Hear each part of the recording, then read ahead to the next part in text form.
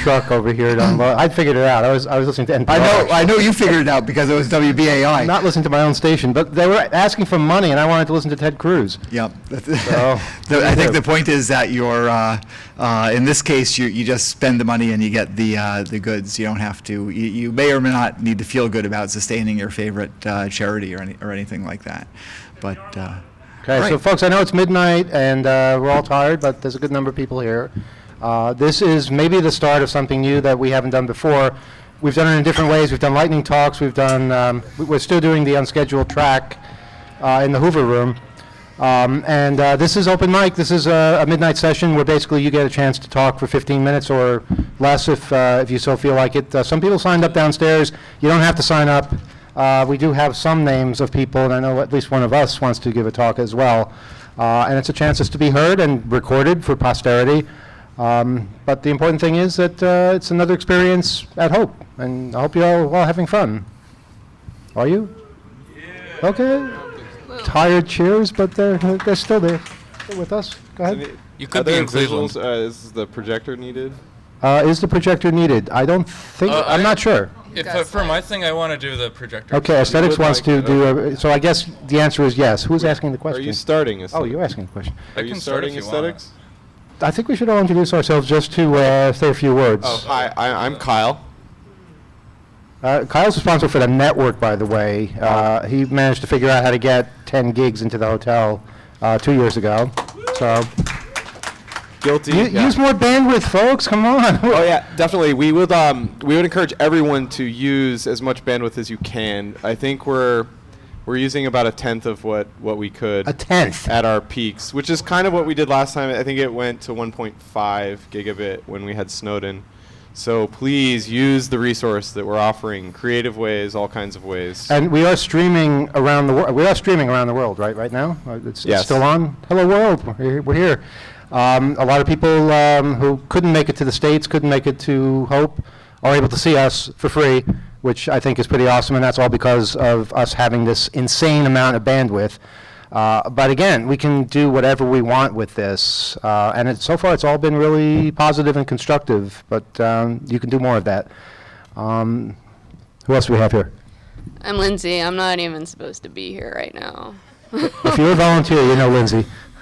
Wait, I want to appease. I want to be like in on that a little bit, but I am here.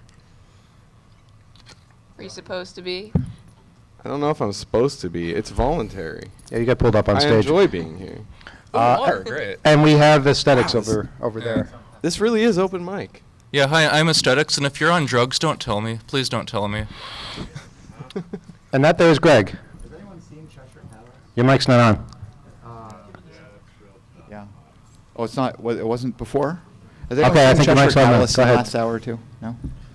We've been looking for him. We need to do a drug intervention. You just reminded me. Little. For what? Who? Us? With Club no, Mate. with Cheshire. With Oh. Cheshire, we're looking for him. We're telling everybody that here? I'm telling everyone if you happen to see him. We need to do a drug intervention. I don't know what that means. Wow. There's. I did not see him on drugs. All right. That's the problem. Oh, okay. We haven't seen Okay. him. I saw him. I did see him. Wait, why are we talking Like, about this I on want to open see him mic? on drugs. I was just asking if anyone Wait, saw isn't it. The format is loose, not that loose. Come on, this is a guy's personal life we're talking about. And I don't want to Donald burst the Trump. bubble. I don't want to burst the bubble, but it turns out I If saw. we're all here in this room, we're the only ones that aren't going to see him. He's out there somewhere. You might have seen him right before you walked in. What about That Donald is Trump something on we could drugs? talk about for a while. But I want to. There's an important point of correction, which is that ISOC only streamed until midnight. So unfortunately, we're not being streamed. Oh, that's so sad. We're being Thank you, recorded Internet for posterity. This is the best part of the conference. Yeah, I know. We're being recorded for posterity, so embarrassments will happen, but it'll be a delayed. Wouldn't that help find Cheshire if we were streaming around the world? He could have gotten pretty far by now. We were streaming before and it didn't help, but maybe it would. We all have his How number. long have you been saying this? I didn't. Everyone knows his number.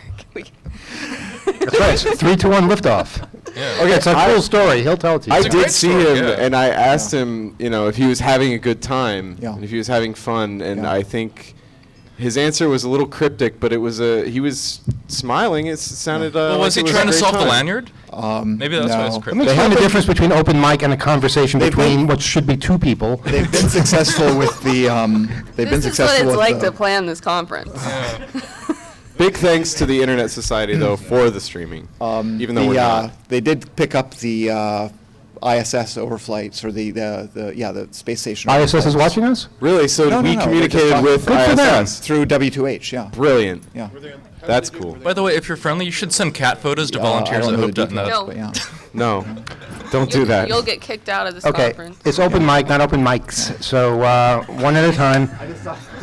These rules are changing so much. But everyone loves I'm cats. still introducing aesthetics. Over there is aesthetics. That was the introduction, God's right? sake, yeah, I'm trying. Still going. Well, Lindsay keeps interrupting.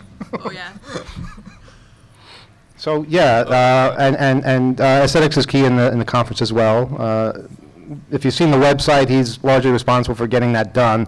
Not the designer, that's Winnie, who's awesome over in Germany. You don't want me designing things. No, but organizing, we do. We definitely do.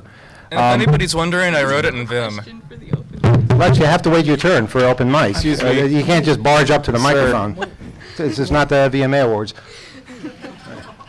I'm waiting. Greg, do you have anything else? No, I'm keeping an eye on things. Should we take this question Okay, first, or? Adult. We have a question? Question? How do he's we have waiting. a question? What the Question for fuck, the people? open- Wait, are Open you on mic is so drugs? Don't tell simple. me. Now we've got, it's Q&A? All right, I'm still waiting for signups too. If you have, What's if you your want to sign question? up. I What's the wanna know the question? Who has a question. question? Yeah. 42. I have a question. Fine, all right, question, but it counts as open mic. You can't come back, you can't do another, this is your Yeah, talk. that's Yeah, fine. so even it's a talk in the form of a question. My question is, why did 2600 never get a television show? Did any projects ever Look come at up us, that- look at us, for God's sake. Why would you ask that? Well, You think people want to see I don't this? know, look at PBS, they're all pretty We have ugly. an audience. No offense. Are you suggesting like Muppet style then? Because then it Dude, doesn't- No. what would we do? Dial a telephone and No, look at it? I'm wanna get wondering sued for if saying anybody that. ever tried to put projects together for 2600 So- off the hook for television, and what became of that sort of stuff, if that ever happened. Yeah, please. That is my question. We can. Okay, there's a sort of imaginative side to that answer-wise, and there's a very serious side of that. So, video itself is something we're interested in, and we do a bit of that internally, and are hoping to be able to put some stuff together. So that is a very serious thing. As far as a show format, we haven't really explored that as much as more like documentary type stuff. The imaginative side, I think, like animated things and adapting some of the cool stuff we do and enjoy with radio to other visual forms, like you said, puppets, but that would be a little maybe more involved than animation or other kinds of fun things like that. But it's something we haven't spent a lot of time looking into. Because we don't have a lot of time. We've been a little bit more focused on documenting a lot of the crazy stuff that's been happening like in the last 5 years in hacking and high technology. So that's kind of the serious answer. It's a lot of work. I mean, we put out a magazine, and we do a radio show, and we do a conference, and everything else. And doing that, I'm all in favor of people following us around with cameras if they really want to do that. But us doing it, it's so much work, and I don't know how we would do it. Yeah, field production, even documentary stuff. I mean, it's a lot of the equipment's getting very small and easy to carry and produce very like high production value stuff. But it's still a lot of work. It's helpful to have an audio guy with a boom, focusing on audio, stuff like that. It's more a question to Emmanuel. We can't, nobody can hear you.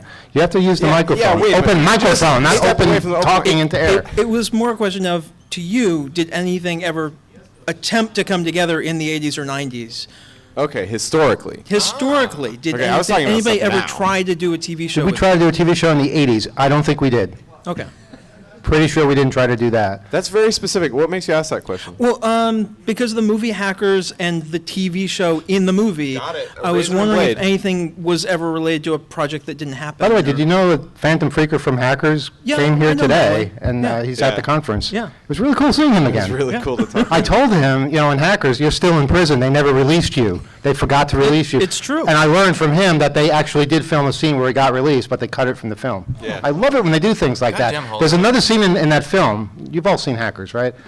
If you watch it, you see the Secret Service agent, the guy from The Wire and Treme. Bunk. Bunk, yeah. He's at one point where he's finding out that he's dead and that his credit card doesn't work. You see a car being towed behind him, and that's his car. But they don't ever explain that. It was cut from the film as well, so that's kind of cool. Bernie, the original Bernie S. You is have a here. question. I just have an anecdote about the film Hackers. I saw it for the first time while I was locked in a 5x8 prison cell, and I didn't have a TV at the time, so I had a small plastic mirror that I purchased from the commissary that I held out between the bars to see a mirror image of the film in the cell next to me who had a TV that was watching the film, and I just thought, this is fucking ridiculous. Was it on tape or being like broadcast? It was on like a pay-per-view, it was on like, I don't know, like one Showtime or something, I don't know. Yeah.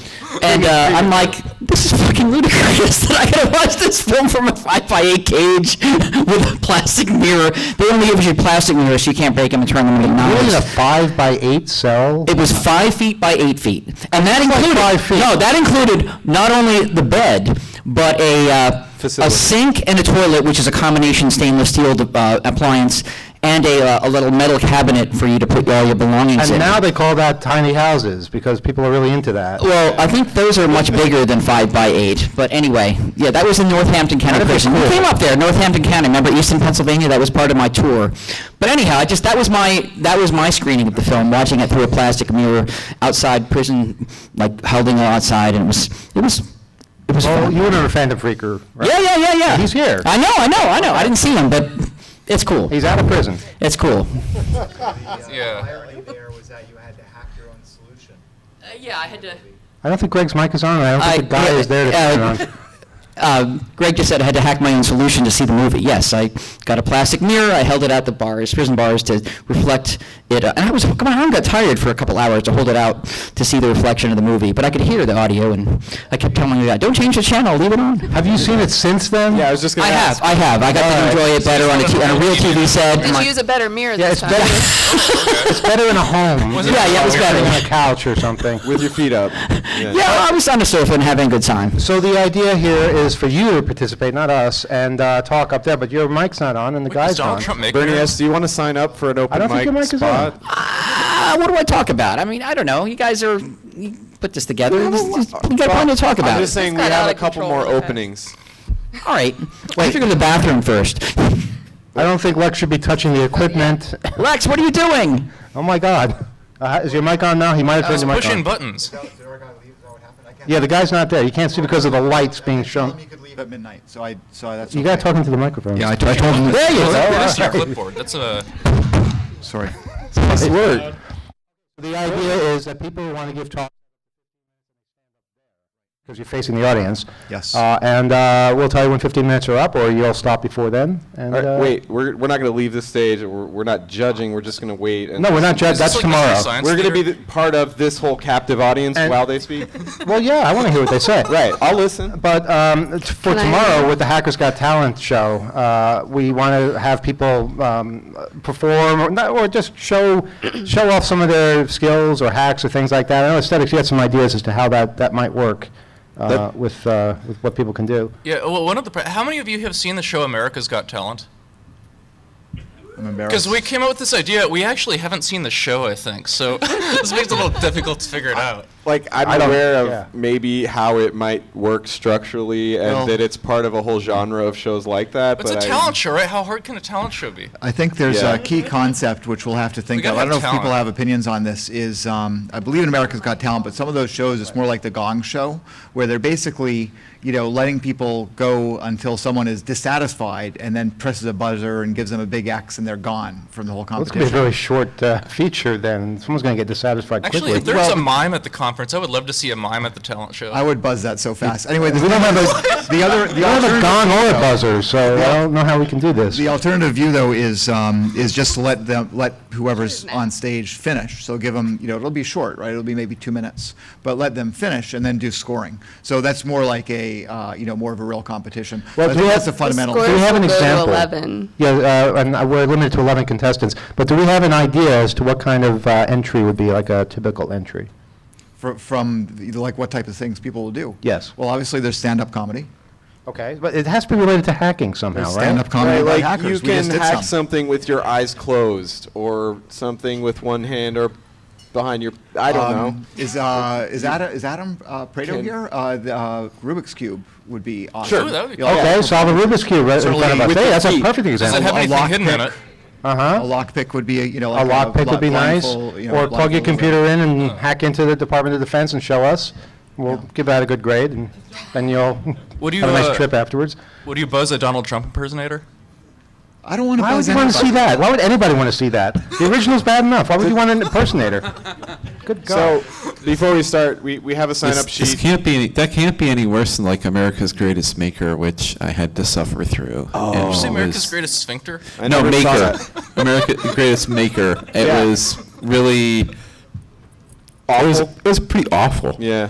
It was pretty awful. They kicked us out of Tech Shop in San Francisco for like almost 2 months to film it, and then I saw the result, and it was not worth not being able to get in there. It was really pretty. So I don't know. Maybe we can do. Maybe hackers here can do better. Anyway, if you want to be part of this, all you have to do is sign up downstairs at the info desk, but we are limiting it to 11 people for some reason. And we'll, the grand prize. Yes. Yeah, there's a grand prize for the first place. We have a gift bag from Mr. Robot that just got delivered today. It's really awesome. It's got a Mr. Robot hoodie. It's got, earbuds that Elliot wears? Yes, it has some very, very fancy headphones of some It's got a sort. Mr. Robot mask. It's really, really cool, and there's only one of them. Whole So bunch of stuff. you do the best Hackers Got Talent, and you take that home. E, did you? Oh, I have an idea for one. Whoever can come up with the most creative way to destroy a computer. I'd be very interested to see this. Your own computer. It can't be somebody else's computer. Why not? Well, it depends. It's a hacker convention, You huh? might want to have limits on that. We do have the main prohibition is hazardous substances, Yeah, no open flames, flame. please. Yeah. Yeah, we can't do that. Yeah. Right. Unless it's part of your Explosives, no, personality, then that's Open different. flames at any velocity are forbidden. I'd say you also might want to roll out caustics. Yeah. All right, so shall we begin with open microphone, or shall we banter for another 20 minutes? Please I take it think away. We should either Aesthetics. let aesthetics do the first one, or Yes. we have at least two other. Because people he's up on ready to stage, he go. gets to go first. Is that Oh, how it's shit. going to do things? Well, he's ready. He's ready, and he can be the lead off. Yeah, sure. How about, maybe someone goes first, and then he Oh, yeah, he yeah, goes... actually like- Okay, that guy, how about you? I like that. I think you have a point Yeah, in you there. Yeah, I first? think, the audience should... Sure, I can go. There we go. Okay. Come on All up. right, we have our first Yeah. open microphone. It takes courage to come up on this stage. Does anybody have tomatoes? So I'm just doing this off the cuff. Hi, I'm doing this off the cuff, so I don't have slides, so deal with it. And if you can't hear me, well, just tell me and I'll just say it louder and slower. So I volunteer a lot in a makerspace in upstate New York and Troy, New York, the Tech Valley Center of Gravity. You could possibly see it on my shirt depending on your angle or quite possibly not. And I'm the volunteer coordinator there. And makerspaces are great places where you find people that are similarly minded, that are either working on interesting stuff, or if you have a social night, you can hang out and talk about stuff similar to like the environment you get outside of the talks here at Hope, but on a much smaller scale because you don't have the sheer square footage of many rooms, etc. And so what I would encourage you to do is hang out at makerspaces in the cities and towns that you come from, but also if you're a member of a makerspace, I'd be interested to talk to you, particularly like how your particular makerspace organization does volunteering and volunteering coordination, because I find this is the single hardest thing to do because it's basically under the topic of herding cats. So does anyone here work with volunteer organizations or? I do. You do? Tell us more about these volunteer organizations. Yeah, the stories of, dealing with people who are volunteers, people at many different skill levels with different levels of communication that they can all talk to each other, and then you being in the middle of it, getting to, talk to them. It's actually a complex people problem, and my day job is I'm a systems administrator, and for a bunch of that time I've also worked in academia as a systems administrator directly with students in like engineering and computer science departments. So you can get an idea, like systems administrators in that environment get used to saying no a lot. But, My badge. That sounds says- my badge familiar. says no, it's my name. But no, but that's a sidetrack. But one of the things I'd be interested in is if anyone else is in a makerspaces, it's the sheer task of coordination. And I know we're working on slowly like writing better software to deal with things like enabling a volunteer to sign up for a time slot that they volunteer for, reporting in that they're there, let people know that, hey, someone is there in the makerspace, so it's okay to use it. And in our environment, we have it that like certain classes of machines can't be used unless there's a volunteer on duty, because it might be a mill or a lathe or et cetera. You know, it's a large, dangerous or a piece. Segway. Or a Segway. I would say more like a mill, lathe, Yeah, chop mill. saw. It's like, it's some heavy equipment where like you legitimately need another person there in case you get hurt, you know, because something bad could happen. And, you know, and it's then someone could know like, hey, there's someone there. I can go use the makerspace. I can mill that piece of, you know, piece I need out of precision aluminum, you know, very, very nice alloy that I need, you know, et cetera. And so if there's any like-minded individuals here, you know, come see me. I'll be here, you know, the day is here, you know, just look for me, Tom. I'm probably fairly unique, you know, 6'2" guy, but usually I'm statistically taller than most of the people around me. And just come find me. Also, they're generally cool places to hang out. You'll find like-minded individuals similar to here, but on a way smaller scale. And that's the end of it. I'm not going to belabor my point. Any questions from the audience? I'll make a comment, because Go ahead. this is on, right? Yes, that's The- close. I can't hear it. I can't hear it. I'll work on the board. The barrier to entry, like for a It's volunteer. Cheshire. Sorry. All right. Hey, Cheshire, we found you. See, I told you. You And just we have to a put happy out the ending. feeling. So the barriers to entry are such a deterrent to volunteers and making it easy. But that first time when they show up and they can't do some work, or they volunteer, there's no one to coach them or anything like that, and they're just gone.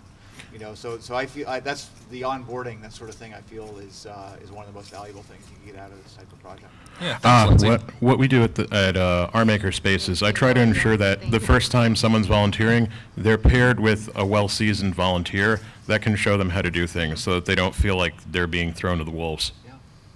Thanks for that. I think you raise a good point. I mean, keeping inertia going, and you kind of have an ebb and flow. I've had very similar experiences with hackerspaces, and same kind of situation using like mills and stuff like that. You'll have a training day.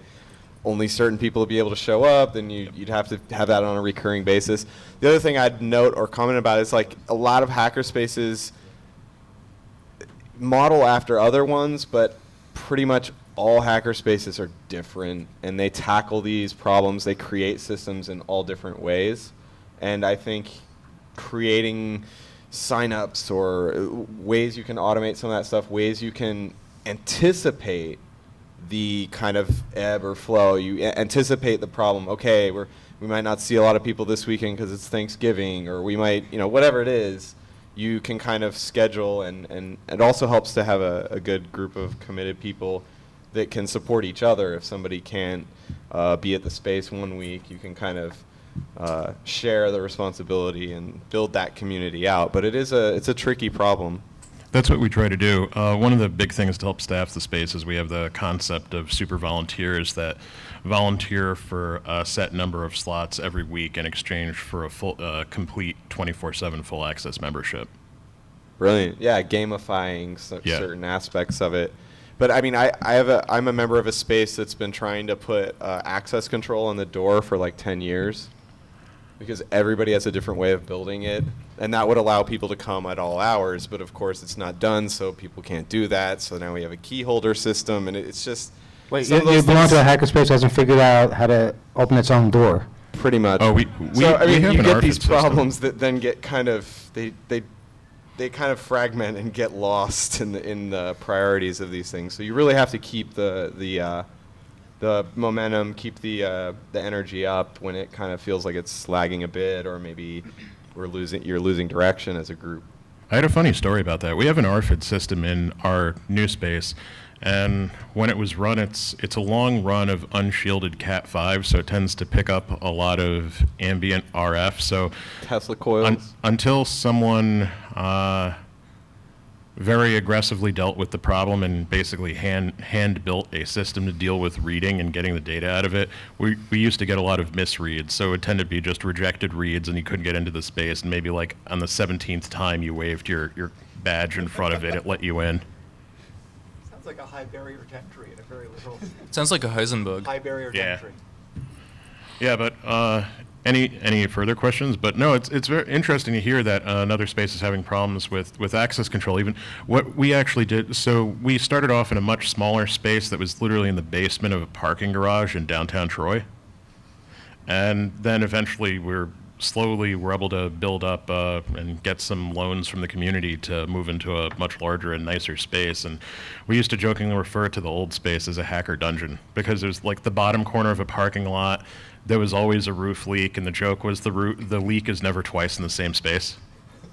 So, How do you get loans from the community? I'm curious about that. we had, well, like one of the credit unions helped us with some stuff, and I think there was other fundraising. I think there was also like an industrial development grant or something like that. I'm not on the financial side of it, but so the basement and the first floor are the primary parts of the makerspace, but on the second floor, there's office space for rent, and I think there's a negotiation with like the landlord that people who lease there, it's like sort of a tech incubator, and their employees could get to use the makerspace.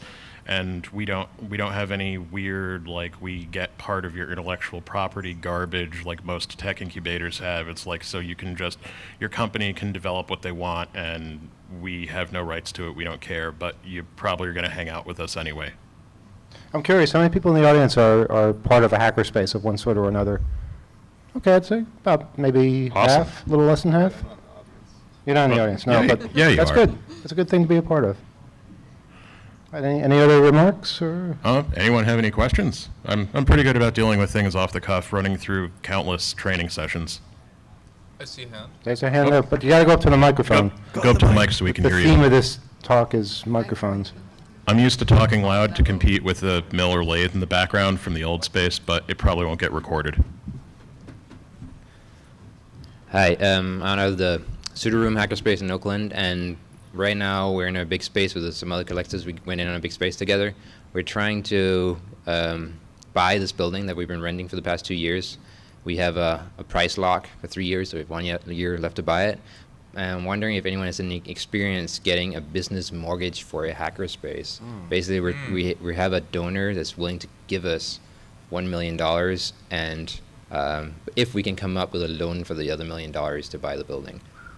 But, convincing good deal. someone to, That's yeah, a it's a good first world deal, problem but if I ever convincing heard someone one. to lend us $1 million is proving difficult. So you can get $1 million if you can get another $1 million. Yeah, Well, and the and- second only has to be a loan. The concept of having actual ownership of the building or of your space is pretty enticing too. I mean, that gives you a lot of flexibility as far as, like I said, that ebb and flow, keeping numbers of people there as members who maybe pay a little or donate, whatever that ends up being. You know, there's some people at one of the vendor tables downstairs from an organization known as the Tesla Museum. Tesla, that's their name? Yeah. Okay, out on Long Island. And they were trying to buy the old site, Wardenclyffe laboratory of where Nikola Tesla performed experiments. And it seemed impossible. The buildings were all falling apart. And surely it would have gone to some commercial developer, but got the attention of the internet. And who was the cartoonist in Seattle? That was The guy who does the oatmeal. yeah, the oatmeal guy.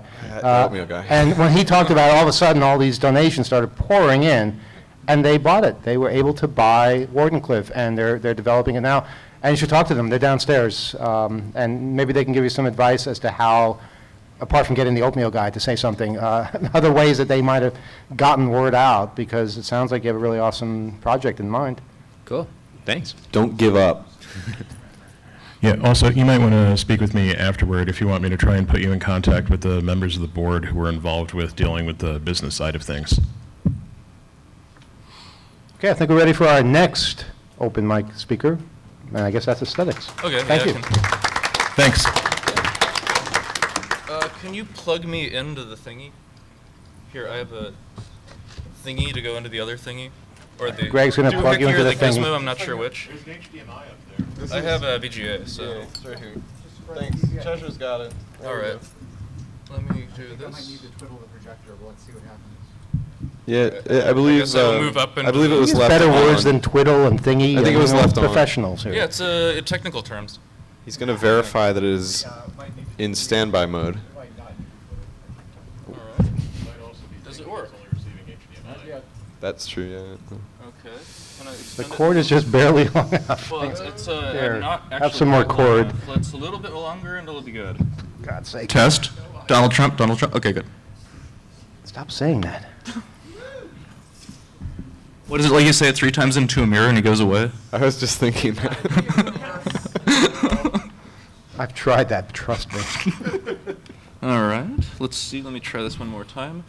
I can do this talk without slides. So just to give a preface on what this talk is, it is called Why I Hate PGP. And I've never, I've given this twice in Europe. I've never actually given this talk in the US, though. And apparently the talk is not going to give itself. So We can't see the slides on stage, and probably the people watching at home can't either because the camera's pointed at us and there's no camera guy. But you could describe them, I'm sure. Yeah. I can basically wing it, and I will try to give it within 15 minutes. And there's a couple of interesting projects I'm working with. So before I start, how many of you know of or have used PGP before? Okay. And how many of you hate it? Okay. What are the reasons that you hate it? All right. I knew that was going to be. sucks. I knew that was going to be the thing, and that's actually not why I hate it. I think. Well, there's an attack surface issue, but here's what I'm going to say. PGP, the protocol is fundamentally shit, and you cannot I mean, I guess you actually can polish a turd if you freeze it, but that's another story. Okay. Yeah, if you freeze a turd, you can polish it, but I don't want a fucking polished turd on your mantle. That's not. I hate it because half the time I spend talking to people via PGP is figuring out how to read the PGP because they send using the wrong version or the wrong key or something else, and it's literally wasting so much time. It can be great, but it should be the default. It should always be used. So there's a couple of reasons I started exploring this territory, and I would say that the big one is because all of you know about PGP, it's been getting a lot of popularity. Honestly, Snowden really helped, and all these people want to know about cryptography, and they want to know about encrypting their data. So I will preface this by saying that PGP is good for encryption. It sucks for privacy, and a lot of people are using it for privacy, and you're actually making yourself more vulnerable by doing that. What? What the fuck is that? I have statism. No, that is. Oh, that's. Things you don't want seen, right? Yeah, okay. People, close your eyes. Yeah, that's not. Okay. That's your device? No, this is not me, I think. Let me try to unplug it and replug it back in. Whoops. Okay, maybe that was not so smart. So as I continue, I will go over the fundamental. Okay. Is this like whose slide is it anyway? Oh, there we go. All right, and let me tap that. This gave me an idea for another feature, random slides from people's devices. Okay. Even they don't know is going to show up on the screen. So this talk is not going to match the slides exactly, partly because I need to skip over a bunch of like filler detail, and I think a lot of you guys are probably smart enough to not need some of the extra filler. So the question is, why is PGP a thing? So go back to classical cryptography, aka symmetric. I have a secret message, I have a key, I encrypt it with the key, and then I send it to whoever across the world, and they take that same key and they decrypt the message and they get it. That's called symmetric key cryptography because it's using the same key, it's symmetrical. So there's a problem with this, which is how do you get the key across the world to your buddy? And this has been an unsolved problem for it was an unsolved problem for a very long time, up until basically 1976, which is the cutoff point, when Whitfield Diffie and Marty Hellman realized that if you split the key into two, you would have what's called a public key and a private key. So the idea is the public key, you put it up, hoard out on the internet, and becomes a public thing, and anybody can download it. And they can download this public key, they can encrypt a message with it, and then they can send it to you, and you can use your key, your private key that never leaves your possession, and you can decrypt it. So that solves the key distribution problem. Can anyone tell me what the new issue this opens up is? Trust. by which I mean, how do I know that the key that's up on the random website really belongs to the person that I'm trying to send an encrypted message to? And so GPG and PGP kind of came up with a workaround for this, which was what they called the key signing. Have you guys heard of the idea of key signing? You might have heard of key signing parties and so on. So one of the reasons I started looking into this is because in fact, I will pull up the slide on this because I want to rub it in. Blah, blah, blah, blah, blah. Is that yes, this slide. So you will see at the bottom of this page, and a lot of people who are especially new to Linux are going to use Ubuntu because it's a very user-friendly operating system, and for a lot of purposes it's great. On Ubuntu's website, if you click on, they have a key signing party guideline. So what a key signing party is a bunch of people get together and they want to exchange keys because they want to make sure that the key that they're sending something to, or at least the key signature, matches so that they're sending the encrypted data to the right person. Especially if it's really sensitive, you don't want to send it to the wrong person and have it get out of control. So if you see somebody, a lot of people at this conference may be passing out business cards that have that PGP signature on it. That's the purpose of it, to make sure that the key that you download off of the key server is the correct key. So there's a big issue with this, which is that a lot of these key server parties, including the one on Ubuntu's website, requires you to show government-issued ID. Has anyone encountered this? So can anyone tell me why it is that I have a problem with that? You might want to have other identities. You're good. Okay. Yeah, it's. He said you might want to have other identities. You might want to have other identities, and it's actually a little more complicated than that. Wait a minute, you're the NIMWAR guy. What? You're the NIMWAR Oh guy. yeah, years ago I was doing the, what's the question? Acronyms The other thing is, and synonyms. if it's in a country that tends to crack down on dissidents, that tends to be rather undemocratic, you may be signing your death warrant. Yep, there's that too. Repeat that. If you were in a, people should come to the microphone. yeah, go to the microphone and say that again, so I don't fuck up what you said. With the same ominous tone you used. If it's in the context of a rather undemocratic country and you have to bring your national ID with you, you may pretty much be signing your own death warrant. Yep. Actually, this gets interesting. I think it's in Japan. It's either Japan or China. I don't remember which. But if you look at the bottom of any web page that's on it's either the .cn or .jp domain name, you'll see an ID number at the very bottom. If you want to make a web page or put something up on the internet that's within the domain of that country, you have to register with the centralized government, and everything that you post on there must bear the ID number of that government at the very bottom. And it's a very different, there are issues with centralized web infrastructure here, but holy shit, it's so much better than what they're doing, in my opinion. So, the next question is, what is the purpose of showing a government-issued ID? It is effectively to establish trust, and this gets into the different types of trust and so on, which I don't know where in the slides that was. Long story short, there are 3 types of trust. One is basically direct. That's like, I see you and I trust you, right? Another is transitive, where I trust somebody and they trust somebody else, and therefore we can have this kind of a mutualistic linked list of trust. The other one is was that? Okay, so that works. There's also hierarchical trust. If you guys know about the SSL certificate authority system, which I have a whole bunch of issues with, but it serves the purpose.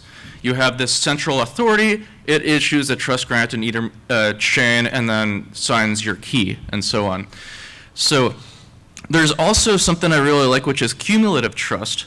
And the idea there is that you have a bunch of different types of trust that you yourself pick, and the more that you have, the greater the trust is. And in my opinion, I think that's what PGP was trying to do. Because if you look at the original RFC, I think it's RFC 4880, I can't remember, for GNU PG, this is how they define it. They don't really, I looked at a couple of different websites trying to figure out what trust levels meet. If you're signing somebody's key, it says, do you want to trust it? Not at all. Why would you sign somebody's key if you don't trust them? That makes no sense to me, and yet it is an option. You can fully trust them, or you can trust them somewhat, which doesn't make any sense to me. And I spent a lot of time trying to, and this is 3 different websites that have 3 different examples of what all of this means, and the actual RFC is not much better. And I think I may have a thing of the RFC. Do I? I cannot remember. Oh, and here's the thing I just talked about, direct, hierarchical, and cumulative trust. And So yes, here is how it is actually specified within the RFC. Sorry, you guys on stage can't see this, but basically the wording used, it is,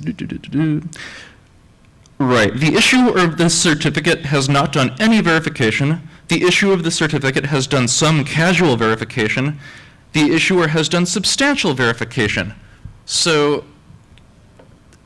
and that's the RFC, so it's kind of ambiguous as to what that means. And in my opinion, it means they leave it up to the key signing parties to figure out what it means. It's to leave it up to the individual. Especially keep in mind, PGP was created in the early 90s during the 90s crypto wars as an active dissent against the US government. So why the fuck would they ask you to like enforce government-issued ID to sign somebody's key? So there's another issue that comes up, and this is just an example of somebody's key and all the people that have signed the key. So what this is doing, it is making your trust relationship, as in all of your friends and everything, public and broadcasting it to the world. Let's see. So, okay, this gets into a tool that I wrote, and basically what this did, I was doing some data mining because what I realized is that taking it from one of the big key stores, the public key stores, SKS in this case, I downloaded it, it's about 5 gigs total, and I stripped out all the actual keys, and I was looking at the data, so I have a key ID, these 5 keys have signed it. And I actually wrote a script that took this, stripped it out, and imported it into a database, and it started doing some interesting data mining on it. And this gets into some of the technical details behind the protocol and all the back and forth I had to do.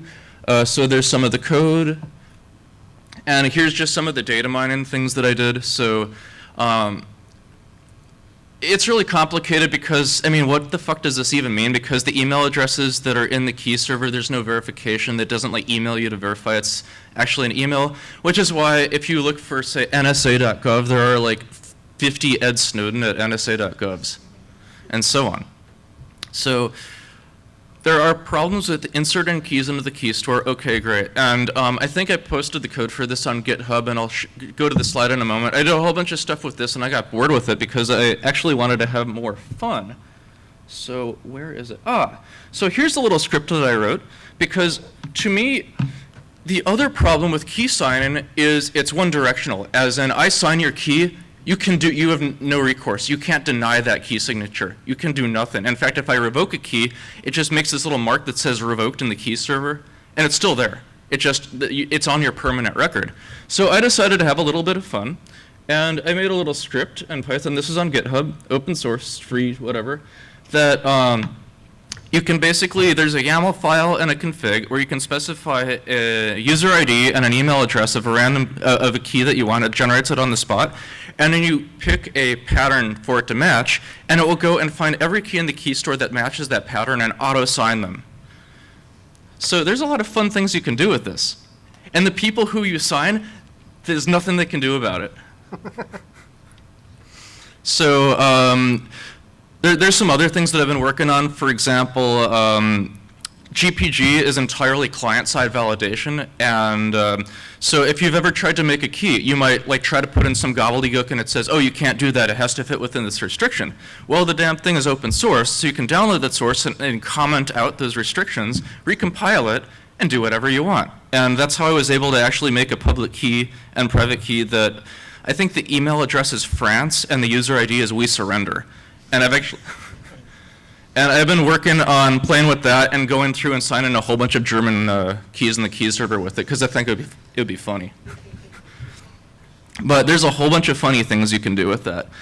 Something else that I'm working on, I don't have it up here, but so GPG, this is why client-side validation is bad.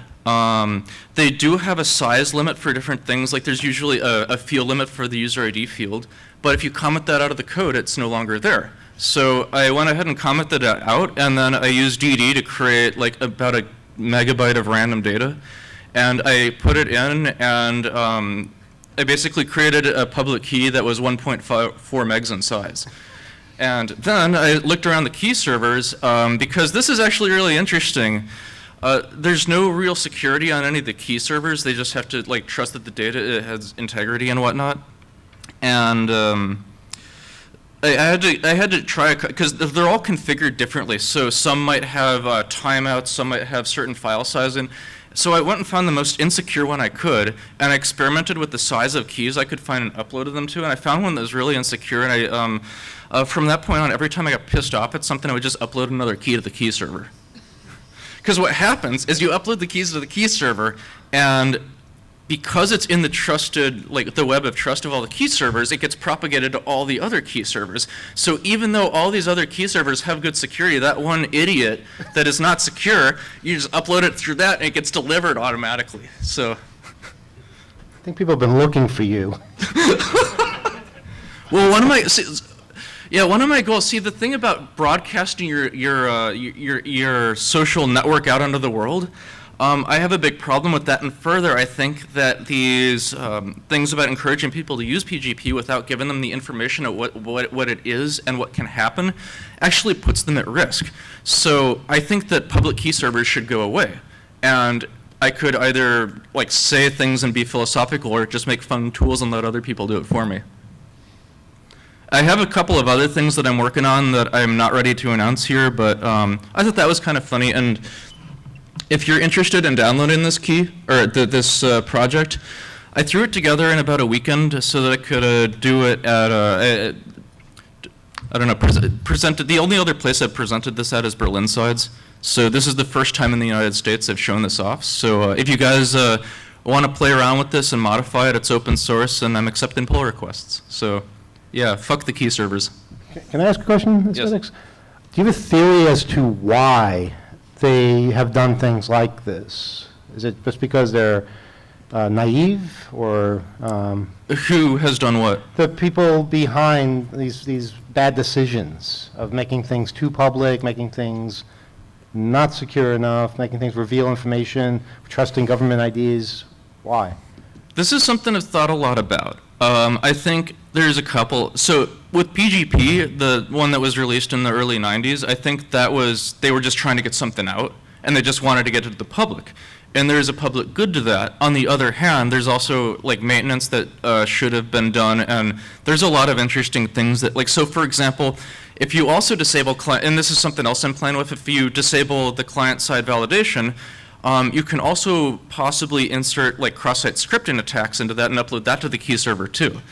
Now, if you think about it, like if you use Thunderbird and you use Ignigmail or other clients like that, and you enter in a key ID and it comes back with a user ID that has like malicious code in it, then you could actually pwn somebody's system with this.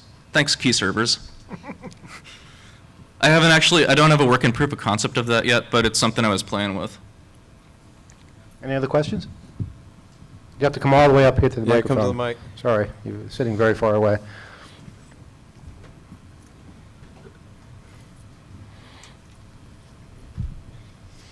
Very short question, too. He's almost here. What do you think about Keybase? So, Go back now. Keybase is interesting. My biggest complaint about them is I didn't want to write all this code myself, and I was trying to use their API, but their API sucks. Because what's better to use to destroy the key servers than Keybase's own API? There's also some interesting things about, so the key servers I've been working with are SKS, which are public. I don't think Keybase's is. I was trying to find a way to download it, and I couldn't find it. You can fix that. What? I can probably help you with that. That would be awesome, yeah. So, no, here's the problem with Keybase also is that it takes this stuff and it enhances, instead of magnifying the secure cryptography and encryption part of PGP, it enhances the social part of it, which is bad, in my opinion, for, well, let's say that you have signed somebody's key or somebody has signed your key, and then they wind up getting subpoenaed for something. That fucking sucks. And that has happened, and there's really, or if somebody signs your key with a fake ID, and how will people know about it? So, yeah, the whole social thing, and I hate Keybase. So, that's why one of the other titles of this talk is "No, I will not sign your fucking public key." Another question? I actually have two questions. Yes. One, there are definitely some very big downsides to having public signatures, but it also seems like you could have very good upsides. to them. Like if you want to show affiliation or if you want to basically use it as a modern letter of introduction. Would it be possible to have a system where some signatures are only visible if you know to look for that specific signature? Well, it depends. So what you're describing sounds like a discovery challenge in terms of I have a bunch of data. How do I find what it is that I'm looking for within that data? Does that sound about right? More like, let's say I've signed 2 keys for different people, and they meet, and they want to check that they're the right people, and they both know they know me, so they can compare their keys, and it'll show up, okay, you've both been signed by the same person. So the solution I recommend to that, I'm not saying don't use key servers. I'm saying don't use public key servers. And this gets into questions about access control and so on. But I think you could totally use a privately controlled access server or key server for that. Okay, and the other question is, since there seems to be some very glaring problems with PGP, is there a good alternative, maybe one that's more accessible? Well, it depends on what the glaring issues are. I mean, basically, the issue I'm pointing out here, it's not that PGP sucks, it's that if you use PGP for the wrong thing, it sucks. That's fair. More questions? Have you, I guess since you're doing some data mining, have you looked at who, I guess, does signs Git code with PGP? Signs what code? Git. So you can sign your commits with you can sign your commits. No, I haven't. So yeah, if you want to download the SKS key store and download some of the code and do it, do it. Okay. Yeah, I was just wondering if you had done any of that research. I have not. Have you played with interfacing this with Fuse at all? Fuse? Oh, that would be really interesting. Yeah, I think so too. But it sounds like you have more to suggest based on that. Or? Oh, just as soon as you mentioned that that once you remove the restriction, you could put 1.5 megabytes of data there. And then I see what you're saying. Yes, servers. that's one of the things I'm playing with right now. Let's make a so file yes. system. Yeah, well, exactly. PGPFS is one of the things I'm playing with. So great. Yeah. Not only a distributed file system, but other people back it up for you. Well, actually, one quick thing on it. Here's the funny part about it is the grand total size of the SKS key server when you download it is about 5 gigs. So when you upload a couple of megabyte files, you can see that's good. Like, if you can add a single gigabyte of random useless crap data to the key server, that adds I want to say 20% to the entire size of it, and this creates a number of interesting problems. But go on. To the person who asked about the alternatives for PGP things. So one of the glaring problems for me is the massive amount of code in it, the massive complexity of RFC 4880, in particular, the massive complexity of the OpenPGP implementation of it is, in my opinion, unacceptable for what I would want to use it for. And so the question was, the thing was, it depends what your definition of the glaring problems are. I want to see if I have something else, but keep going. There's also the web of trust, and exactly as you mentioned, the trust levels and what do those actually mean. So there's a little while ago in the OpenBSD community, they said, hey, we want to have verified integrity and authenticity of the software that we're distributing. And we don't want to have this massive thing, GPL license, different, anyway. We don't have this massive dependency in our trusted computing base of OpenPGP because that would inflate the sheer amount of complexity by, I don't know, an order of magnitude or so. They took DJB's NACL, Salt, whatever, and wrote kind of a wrapper around that, and they called it Signify. So it is about as simple as you can possibly get of a signing and verification utility, and that's all it does. That's all it will ever do. And it is small. I have read the entire thing. I have gone through the papers from GJB explaining the crypto and walked through that, and which took, I don't know, like couple weeks, but it's definitely a tractable thing. And then if you want encryption, so that's just signing. That's as simple as it can possibly get. If you want encryption, someone wrote this little tool called H.O.P.E, same author, originally at least, which stands for Reasonable Expectation of Privacy, which is basically the rest of Crypto Secret Box from Salt to do encryption. And so there's this small community of people who have started taking this and kind of building a web of trust around it and using it for our emails and such. But signing, instead of being this massive base64 blob that you put on some key servers and doesn't really mean much anyway, and the web, well, anyway, it's you type a message of plain whatever, text, human readable, hey, this is how I verified it, and you dump it on some place. And then you can verify with human readability that chain and what it actually meant at each stage. So yeah, small, minimal BSD licensed, as small of a trusted computing base as you can possibly get for accomplishing roughly the same goals. There's Signify and there's H.O.P.E. Cool. So I just wanted to like kind of increase the awareness of the existence of those things. So my one response comment to that, if you think GNU PG's source code is bad, you should read Vim. No thanks. There's a whole lot of if-defs in it. Your time is up. Oh, fuck. Okay. Do we have any other people for open microphone? Okay, we have at least two.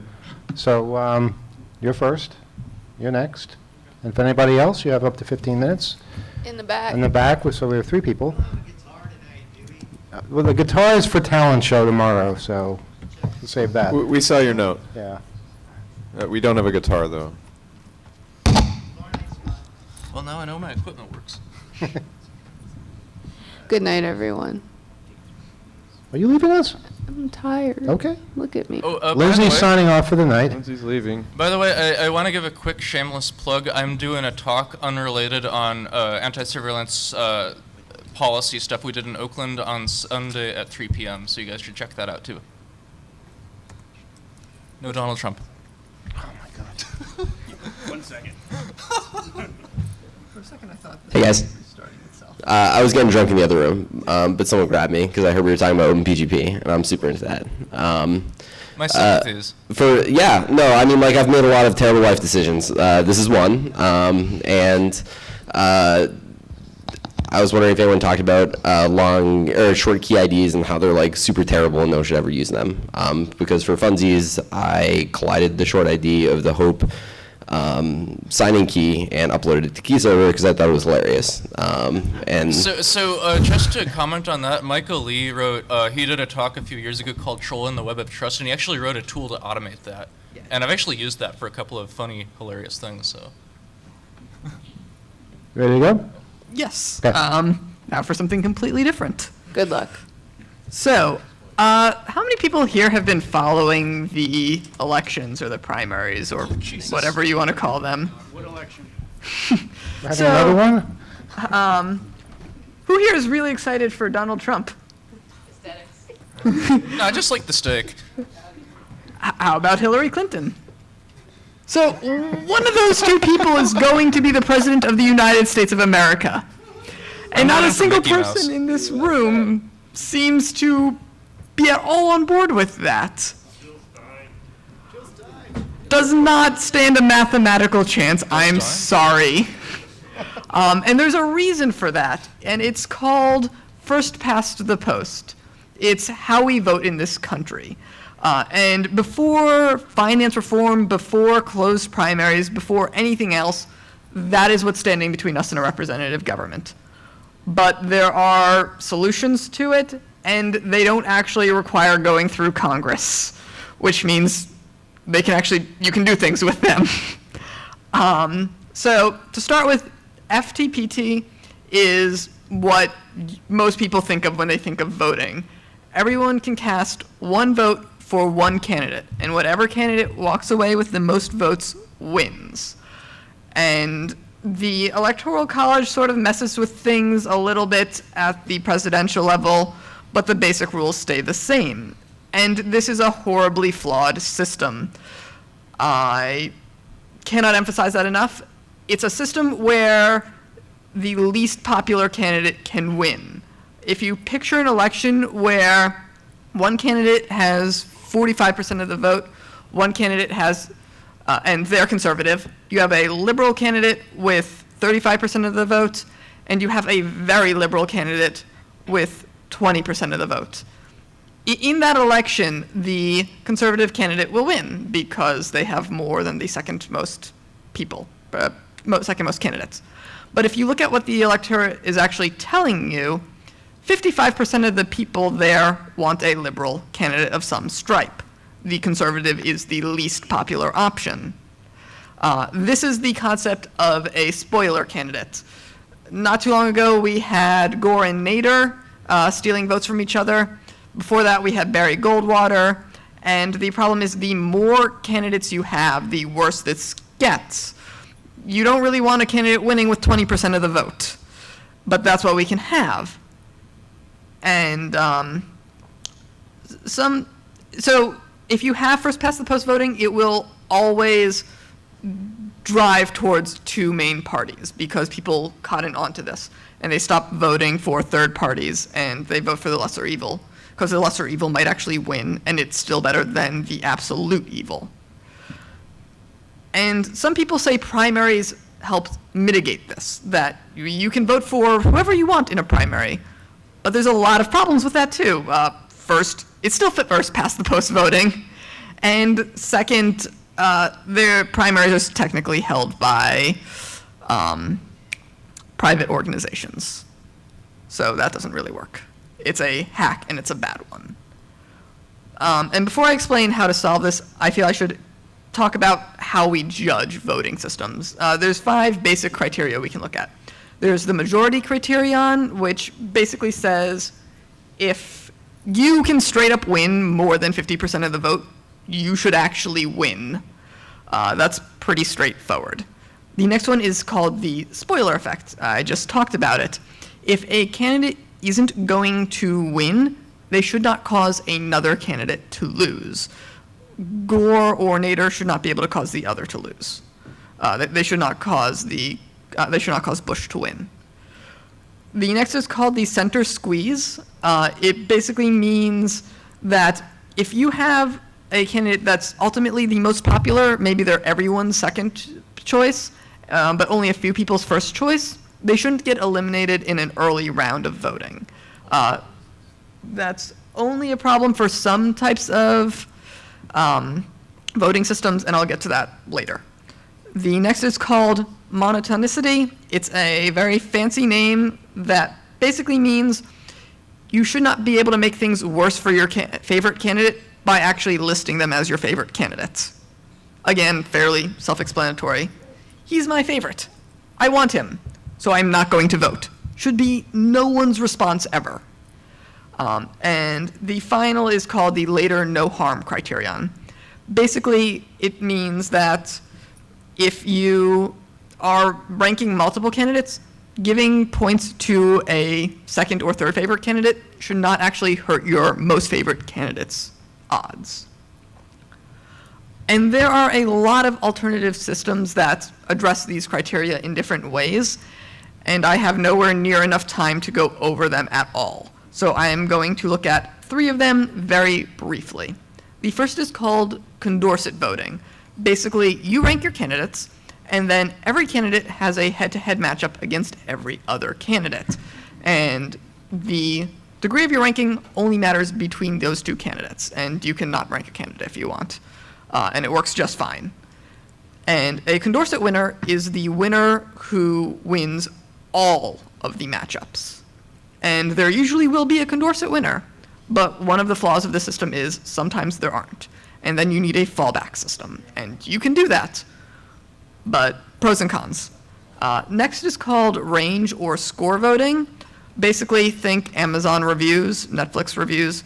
You get some sort of range, -1 to 1, 1 to 100, 5 stars, doesn't matter. And you assign as many candidates as you want a score, and you can assign multiple candidates to the same score. And the scores then get averaged, and whoever has the highest average wins. And you can do things like give every candidate a base number of scores, like so 100 twos, just to drown out loud minorities. So if one candidate only has 2 people voting for them, but they're both giving them 5 stars, you generally don't want that candidate to automatically win. But yeah, you can get around that. And approval voting is basically just range voting, but instead of giving them scores, you just say, give them your vote, and whoever has the most vote wins. And you can vote for as many people as you want. And the last method that you see brought up a lot is called IRV, or instant runoff voting, or the alternative vote. It's very popular, you hear about it a lot, and it's almost as bad as first past the post voting, largely because it will almost immediately devolve into first past the post voting. It is the type of voting that is susceptible to the squeeze clause. Basically, if you have 3 people running, and you knock out the second most popular candidate first, because they're not many people's first choice, you can then have a less popular candidate win. And going off of that, you can actually help get a more preferable candidate to you by staying home and not voting, which is just terrible. But the good news is, with a lot of these, once you get past first past the post voting and alternative votes, is in real world scenarios, they all perform fairly well, actually. So if you want to start doing experiments in different states, go for it. And you're probably not looking at a bad worst case scenario. And as for what we can do, well, voting isn't controlled at the constitutional or federal levels, despite what some people think. It's entirely up to your state, which means you can lobby state legislators and you can push for ballot initiatives to try and get your state onto a different kind of voting, whether you favor Condorcet or range. And then for Senate and Congress, it doesn't really matter if you're using something different from other people. And for presidential, we can actually make use of the Electoral College to do something good for once. We can use it as a translator for different states. Just have a clause that says, until enough other people are using the system, we'll have this fallback. But the big thing is, if we want to start fixing our electoral system, we need to start raising awareness in our communities and with our local legislators, who do tend to be a lot more responsive than the ones off in Washington, about this issue and about the fact that we actually care about it and want this to change. And that's it for my talk. So if you have any questions, please.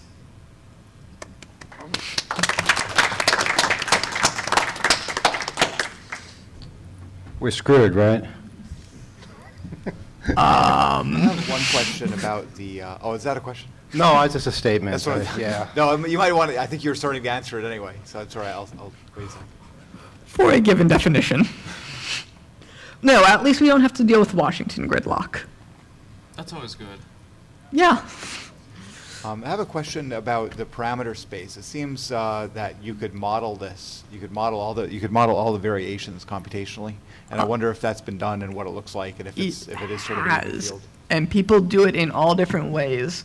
There's a few groups who look at what they call Bayesian regret, and they try and rank the differences between an ideal candidate and how different candidates, or how different systems will get close to that, either with sincere voting or tactical voting. For people who don't know, tactical voting is when you have something like, I'm going to vote for Hillary Clinton because I really don't want Trump to win, and voting for Jill Stein isn't going to help that happen. That's tactical voting. It's not what you want your populace to do, but some systems cause it. And ideally, you want the range between a sincere voter and a tactical voter to be as small as possible.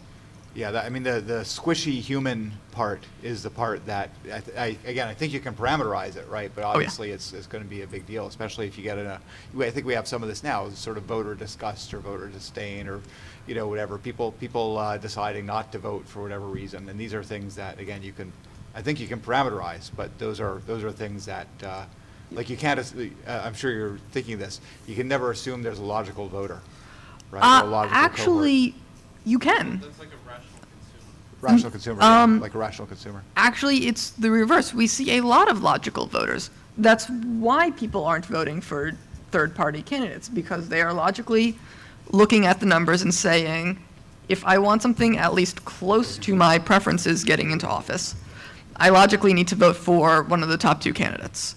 And some people don't do that, but they're either in safe states or they're in a very small minority, and they can't. Yeah, they're like dissuaded by that logic because they don't feel like they'll then have power. They won't affect the process.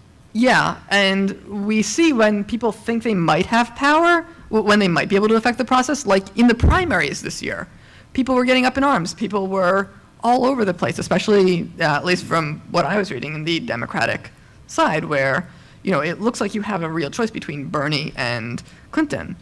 And with these systems, you don't need to have primaries to do that. So, yeah, this is just a rephrasing of the first question, essentially, which is, are we fucked? But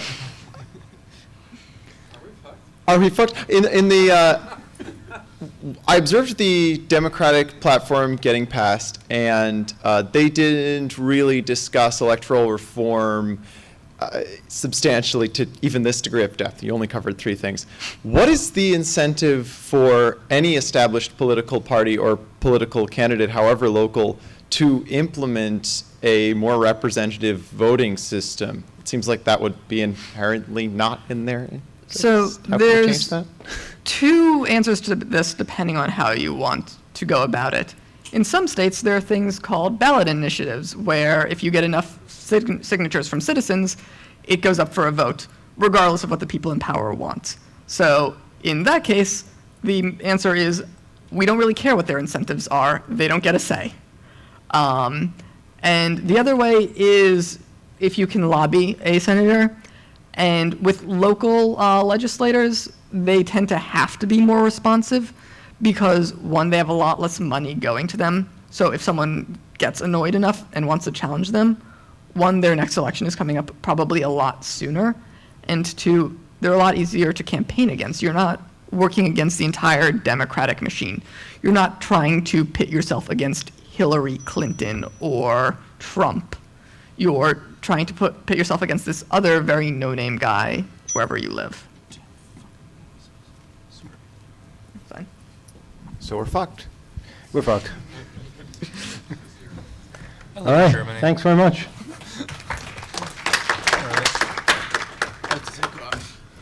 Okay. Next speaker. And do we have any more after that? We have one in the back, okay. Power. And are you waving your hand? Okay, so we have 2 more. Anyone else? Okay, so 2 more after this one here. And that's going to be our cutoff. Bye, aesthetics. Okay. This would actually go. Guys can sit over here now. Yeah, we should. It's a lopsided panel now. Let's all just move down Okay. one. So, like everyone else, I didn't really have a whole lot of time to. Hi. Oh, wow. Okay. So, like everyone else, I didn't really have a whole lot of time to prepare for this. So, this would go better with pictures. And believe me, I have a ton of them. Come see me about that afterwards if you're interested. But I'm just going to go ahead and babble to you for about.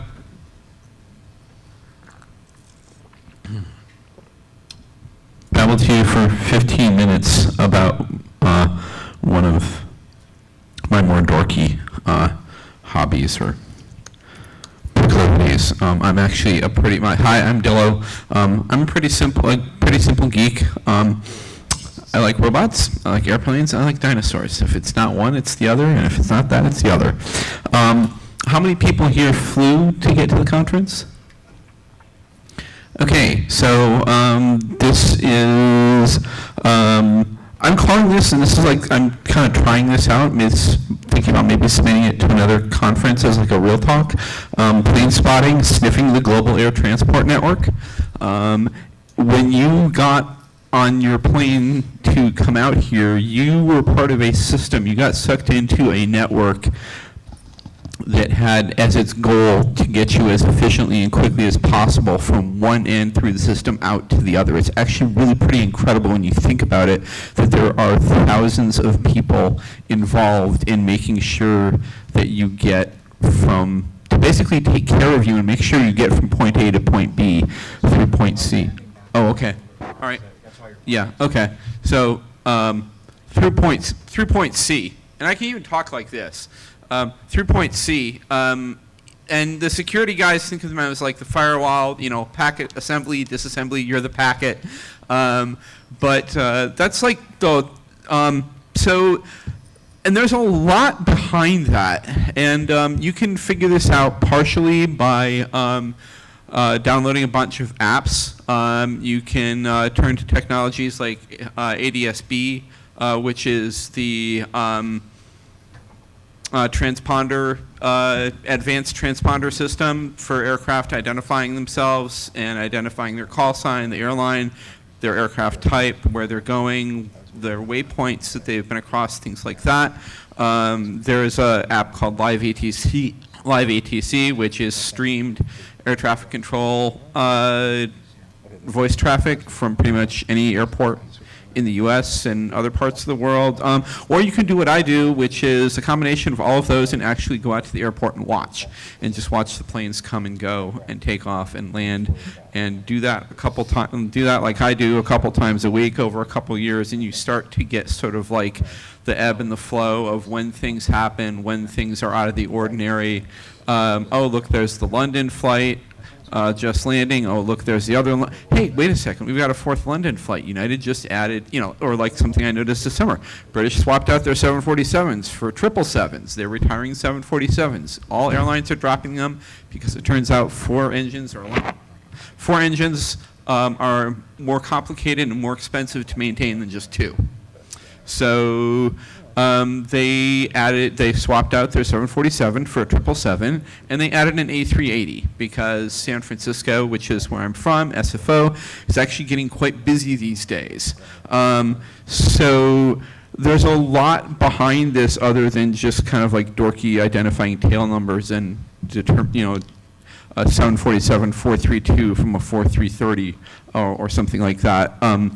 Frank Zappa once said, in order to be a real country, you need two things. You need a beer and an airline. And all airlines, I'm just going to say this right now, all airlines are projection of state power. They're a very obvious symbol of state power. Pan Am was for the U.S. During the Cold War, Pan Am, there was actually a debate as to whether or not the president would fly on Pan Am versus Air Force One before there was actually really an Air Force One jet. It was that much of a symbol of America. All state airlines get state support from their governments, including the U.S. It's just in the U.S. we back them when they go bankrupt as opposed to when they're operating. So anytime you see a plane, particularly international flights, like big prestige carriers like Lufthansa, British, Emirates, China Air, there's like 5 different Chinese airlines, Emirates, Qatar, Etihad, Virgin Atlantic, Alitalia, which is actually owned mostly by Etihad now, and we'll get to that in a minute. These are all like their countries are, represented in one big huge piece of metal is that country. So what do you see when you're like I do, sit out at the airport and just continuously watch things come and go? I can tell you when the president is coming to San Francisco, because Secret Service advance team flies the limos out in a big C-17 transporter about a week before it actually shows up, because they have to secure the site and they have to secure the place that they're going to store the limos in the black vans, and they fly all of those out on a big huge C-17. So if I see a C-17 sitting out at this little pad off to the side of the maintenance facility, check the newspapers, guess what? Obama's going to be in town in 3 days. Turkey has been in the news a lot. Let's talk about Turkey for a minute. Erdogan, everybody knows, is turning out to be quite the autocrat. He's been on a campaign for a while to turn Turkey from a regional power into a global power. And that also includes Turkish Airlines. Erdogan has spent a lot of money. First of all, spent a couple $100 million, brand new shiny terminal at Ataturk Airport to expand out the capacity so that you could start having nonstop direct flights to global hubs like here in the U.S. and not just in Europe and not just in Asia. So you could move away from like the A320s and the 737s, the A330s to A380s, 777s, really long range, ultra long haul, not just the 2 and the 3 and the 5 hour flights that you get from going around Central Europe and Central Asia, but you can start racking those 15, 16 hour flights. So now SFO, as of last year, has a nonstop from Istanbul to SFO on a 777-300, courtesy of the Turkish government, because the other thing that you do after you spend, airport is you want flights to, the big traffic to fill all those new gates. And so he spent a crap ton of money both on building out the current airport, building a new one, and also pouring a lot of money into expanding out Turkish Airlines. So we have last spring, April 2015, SFO started getting a nonstop flight from Istanbul. Why Istanbul? I don't know. This is one of the things about this being about power, is that a guy decides that he wants to do this. The government decides that they want to do that. Another example of this is Emirates Airlines, which is based in Dubai, part of the United Arab Emirates. They were flying into SFO for a number of years. They were the only Middle Eastern carrier that would fly into San Francisco. And they did it on 777. Etihad, the one thing you have to understand about the Gulf carriers is, like everything else, they try to outcompete and out-prestige each other at every possible point. If somebody has gold leaf on their 777, they will make an entire gold bath for their A380. They have competed back and forth on who can have the most just opulent first-class interior. They don't even have seats anymore. They have entire cabins with your own butler and your own cook. Emirates was flying a 777 into San Francisco for a number of years. And I've got tons of pictures of that, and I watched it come and go, and I watched it come and go. And then one day, I noticed that, was it December 2014, I noticed that they brought in an A380, which is the largest commercial aircraft in the world. There's really no reason to bring an A380 into San Francisco from that far away.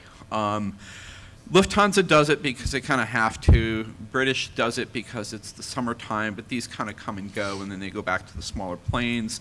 Turns out that about a week or two before I saw that A380, Etihad, which is the state airline of Abu Dhabi, started flying a nonstop from Abu Dhabi into San Francisco.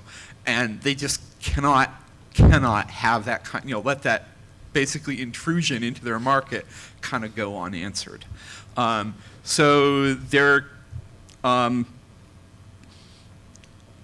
competing with each other and why are they coming to SFO? Turns out that the holding company, and this is kind of one of the things that I found out, this is one of the things I do after I take the pictures and after I spot the plane, and so I see something unusual, go off and look at the web, see when the flight was announced, see who's behind it, see what else is kind of going on, and it turns out the holding group for Emirates actually has a investment bank in Menlo Park, right smack in the middle of Silicon Valley, and there is a investment group from Abu Dhabi who has a VC firm and a bank and a bunch of legal offices, also in Menlo Park and Sunnyvale. Why? Because if you are a Gulf state and you are not totally, completely tied, if you're involved in oil but not totally, completely tied to oil, you know that the jig is up and you are very quietly and quickly beating your way towards the exit out of oil as a major source of your income and trying to diversify as rapidly as you can and get the billions and trillions of dollars you have stowed away out of the country as quick as you can into other investments before everything just completely goes south on being a petro economy.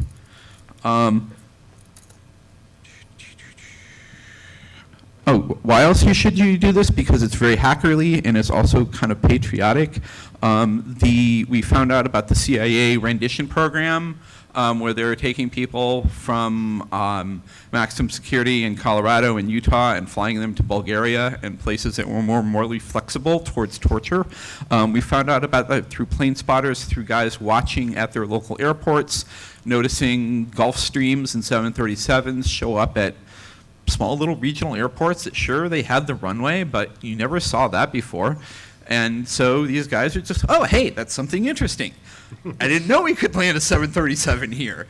Cool. Guy writes down the tail number.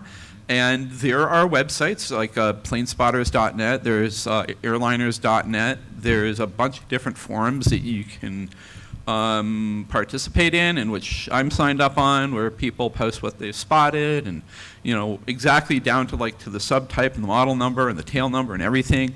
There is registrations, the FAA, you can go out and you can type in a tail number into the FAA registration database. Everybody has to have one, even the CIA.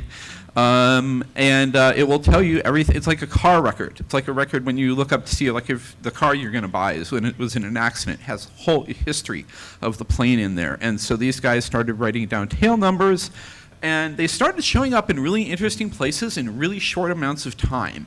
You wouldn't think that it would make any sense for, if you're somebody is flying a Gulfstream charter and it leaves Utah and winds up in Sofia, 18 hours later, that less than 30 hours later would be back in Utah or Colorado again. And it turns out that some of these planes were investigate, and there's you can Google this. There's the Guardian actually has a really interesting article on it. But the long story short is some investigative journalists started noticing this, and some plane spotters contacted these guys and like, hey, this is kind of unusual, what's going on here? Turns out that some of those jets are owned by, say, like ABC Aviation, which is a sub-company, which is a wholly owned company of Bob's Aviation, which is, wholly owned company of Jones Holdings, which, A1 Aviation Rentals, and shell company after shell company after shell company that leads you right back to the CIA. And so a bunch of guys, a bunch of nerds watching airplanes, taking down tail numbers, all completely legal, all completely, just engaged in their hobby, told us that the CIA was taking people out of this country, out of other Western countries, taking them to, rendering them to places that were more amenable to more direct measures of interrogation or more intense measures of interrogation, and then flying them back. And this is going back and forth and back and forth and back and forth. So plane spotting is also patriotic. And this is all from just sitting there watching things coming and going. It's sort of like if Flight Radar 24 and Live ATC and Flight Stats, if those are sort of like the TCP dump of monitoring this network, then watching individual planes is sort of like picking through it with a filter. And that is, I have a ton of pictures I can show you if you want. That is pretty much about it. How am I doing for time? I'm pretty much up, I think. 15. Yeah. Okay, all right, so I've had my 15. Any questions? Do you think they're using planes that are not normal? Microphone? Can you use the microphone? So the Concorde used to be the fastest plane that I knew about. Do you think that they're actually using technology that we don't know about to move? That would be, especially these days, that would actually be pretty hard to keep secret. 20, almost 25 years ago, one of my first jobs out of college was I worked for a government contractor that had the air traffic control contracts for the FAA. I got to see a lot of that data when it was actually sensitive. It wasn't classified, but it was sensitive. And it would have been easier back then, but now because it's published out there and it's live, and everybody has to have a transponder on your plane to essentially keep them from running into each other. Because even if you're on a secret government mission, you want to make sure that the other guys stay away from you. So I think it's a lot harder now, especially because you could see, somebody would find out. Somebody would look at the data coming through and the data that hasn't been washed, or they would see it go overhead. And I think it's a lot harder now than it might have been. It's also really expensive. I mean, the Concorde was really, really expensive. It's really noisy. And they were, as I was just saying, the CIA was able to completely carry this on with sort of general aviation, you know, corporate jets, Hawker Sidleys, Gulfstreams, things like that. One more question? Do you know if Con Air is still flying? I don't think so.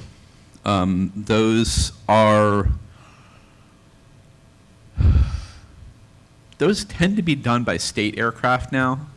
States have gotten a lot of money from the government and a lot of surplus equipment, some of which has been general aviation aircraft. So, and they also tend to like bust them a lot. I don't think they're operational anymore. I think that kind of thing has gone away. But I can't be sure. Okay, thanks very much. Okay, thank you. Yeah, and feedback. Would you guys would you just really quick? Would you sit through this if it was like a more detailed with pictures, Yes. technical details kind of talk? Well, this is what hacking is all about, noticing things, and the things that other people think are a waste of time, and just figuring out a system, seeing what doesn't make sense, and exposing it. You couldn't get more into the hacker world than that, so yes, I think so. Okay, thank you. Yeah. First Amendment Wait, don't go. protects Say it again. The First Amendment protects you. I used Yes. to be a stupid lawyer. Yes. I know that. Yeah. Yes. This is totally legal. You can, as long as you are not like, and this is the other thing, is I've gone into a lot of places, stood on parking garages, stood outside train terminals, you know, tucked my head around gates and things like that, and never got caught, never got caught, never got caught. Wait. No, I just want to give some feedback. I think this is really, really interesting stuff. I grew up around several different airports in Seattle, and there's a really, really, really big aircraft industry there people might be familiar with. And I noticed you spoke, I thought of the Boeing aircraft holding companies, that pretty much all of them are held by their own holding company, and they manage all the sales and leasing for that. I also think of the Boeing Military Flight Center and the P-3 Poseidons. You mentioned Turkey. Turkey has one that's maintained by Boeing. Saudi Arabia does. Australia does. And I think that's it. I actually have a picture of a Turkish 737 AWACS. Brilliant. Yep. Flying into Boeing Field for service. Fully. Yeah, it's all maintained there. Okay, we have 2 more speakers. Let's do the speaker in the back first, and then we'll have the speaker from the side finish up. So the speaker in the back is still ready to go? Oh, that was you. Oh, okay. Now you're in the front. Confusing. Okay, well, now the speaker in the front. No, we only have 2 more speakers.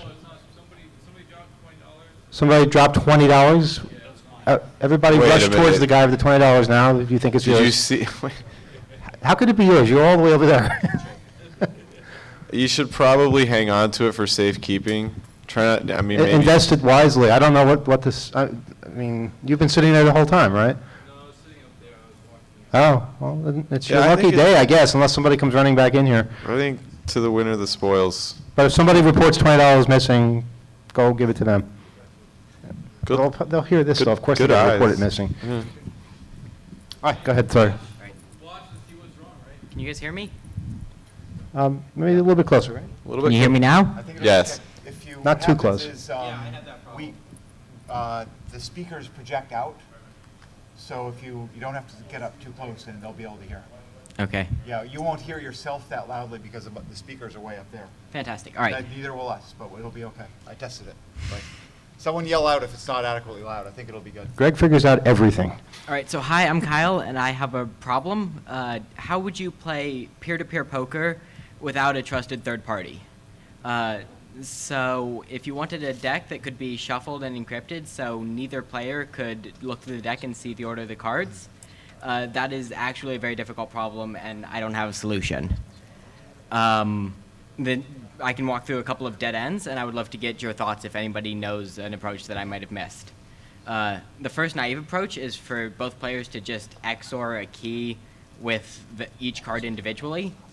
Unfortunately, if you use the same key for every card, as soon as you decrypt one card, all the other cards could be decrypted. And if you used a different key for every card, then as soon as you decrypted a card, you would know which one you handed your opponent or the other player. So you can't just XOR a card. So the reason that would work better than the other ones is because that one, the order of decryption doesn't matter if you're XORing. The other solution that one might want to try is having 2 decks of cards and having one person encrypt one deck first and have the other person encrypt a second deck first, and then swapping. You can't swap right away because then you've got the encryption with the order of the cards, and then you know what the encryption looks like. So you have to somehow shuffle the cards, but if you shuffle the cards different from the way your opponent shuffles them, now the 2 decks don't match and they are of no use to you. So you would need some sort of asymmetric key that the order of decryption doesn't matter. So there's some sort of solution somewhere with some sort of 3-pass protocol or something. And I have no idea what it is. Yes? What if you... Microphone, please. Oh, right, sorry. I've spent a fair amount of time thinking about this problem, and I've asked a couple people. I'd love to hear what you thought. So rather than have an actual deck, why not get a noise source, maybe mouse movement from both players or something like that, and use it to generate each card individually, and if it generates a card that's, and you can have a database of cards that have already been generated, and have it check against those, maybe with its own key that neither player has. Check against those. If it's already generated, run the process again until it gets a new card, and then give out that card. So there is no deck to check. So just generate each card as it comes up? Yes. That's which computer would you generate cards on? Is there a way of... I would say give both computers the same algorithm, but have the noise source come from both computers.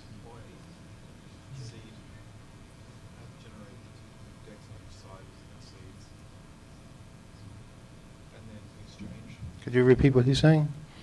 He said you could generate 2 different decks on either sides with different seeds and then exchange them. Sorry, say that one more time. He suggested you could generate 2 different decks on either side with different seeds and then exchange them. Exchange. You've got 2 different decks then, right? Yeah, I'm not actually sure how that works. No, I No, don't no, want 2 decks. you I want one deck. One deck shared between Well, 2 your people. suggestion was basically a combinatorial problem where you're going to simply select randomly without replacement until all 52 permutations have been identified.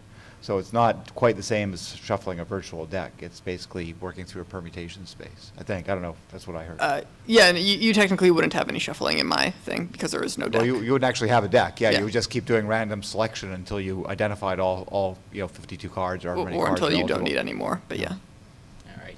Oh well. Thank Right, you. this is a problem. Did that help? Was that useful? I Gave you some ideas? All right, good. Thanks for sharing. Thanks. Is our final speaker ready?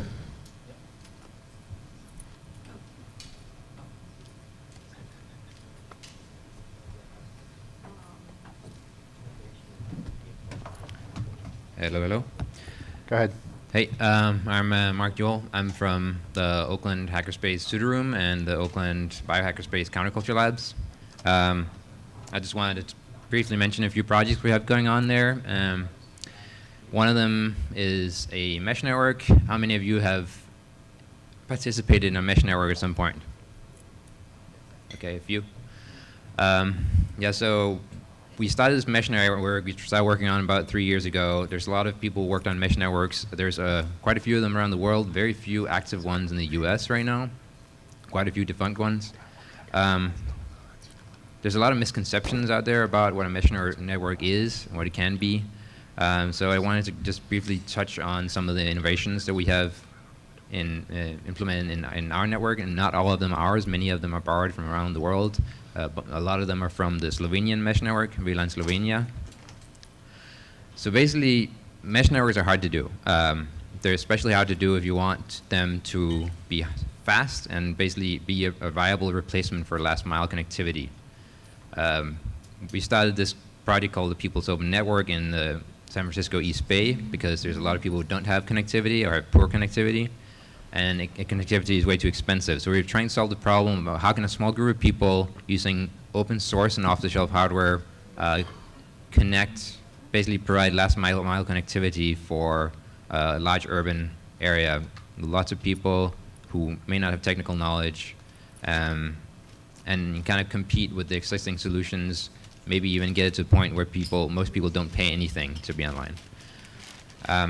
Turns out that getting critical mass on a mesh network is really hard. Where Wi-Fi is limited, it's hard to get connectivity because you basically need line of sight for most connections. So when you're starting out, it's hard to get people on. Everyone wants to join the network, but no one can see anyone else's node. No one has line of sight to anyone. So solving that problem, getting people excited about running a single node that's not connected to anything, that was the first thing to solve. And the solution that other people came up with and we've re-implemented in our own fashion is since a lot of people do have internet connectivity and a lot of people who are interested in working on the kind of stuff and get excited about it early have internet already, just kind of cheat. Just have everyone mesh via the internet, via VPN, until you can get the actual mesh working. And that has the bonus that every time you get someone on the mesh that has their own connectivity, they can share it with the world. So every new node, in the beginning, you're not building a mesh. You're building a collection of mesh nodes that are meshing over the internet, but basically they're just hotspots. So you're setting up free hotspots across the city that don't talk directly to each other. They talk over the internet. Internet goes down. There's nothing. But then you start broadcasting your SSID, and that's a nice free advertising. People are walking around, oh, there's free Wi-Fi here. There's no password. Right, that's cool. And then start maybe accessing the website and seeing what you're doing. We've got a few people who showed up for our weekly meetups just because they saw the SSID. That adds some problems, of course. People are not happy about sharing their internet connectivity, and there's a few reasons why.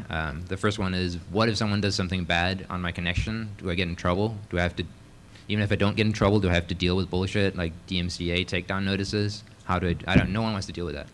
So the solution is that we, as an organization, we're trying to make this as non-hierarchical as possible. So if someone takes down an organization, doesn't take down the mesh.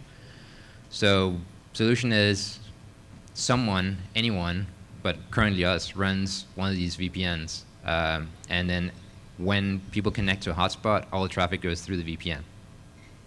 So people get these mesh nodes, stick them in their homes, they create hotspots. When people connect, all the traffic goes through our VPN. We get DMCA takedown notices, just got one today. We send a nice form letter based on the one that Tor has for people to use as a template.